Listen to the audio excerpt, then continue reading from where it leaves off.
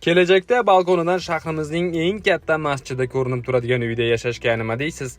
87 kvadrat metrga ega bo'lgan 2 xonali podkruch holatdagi tayyor dom o'z egasini kutmoqda. Boshqa kvartiralardan bitta farqi bor. Kirish qismi keng qilingan, shkaf qo'yish uchun joy tashlangan. Uyning mebelidan gilam pardasigacha o'z didingizga qarab to'ldiraverasiz. Umumiy ikkita xona, bitta balkon, bitta verandasi hamda sanuzelga ega. Oshxonaga mebellar o'rnatilgan. Pollari laminatlangan, barchasi faqat va faqat siz uchun.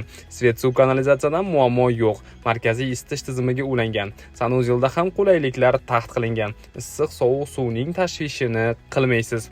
Narxidan gapiring desangiz 32 mingga baholanyapti. Ekrandagi nomeriga telefon qilaverasiz. Shu uy sizni rizqingiz bo'lsa-ya. Yorug'lik yaxshi tushishi uchun katta oynalar qo'yilgan ekan. 7-qavatdan turib atrofni kuzatish boshqachada.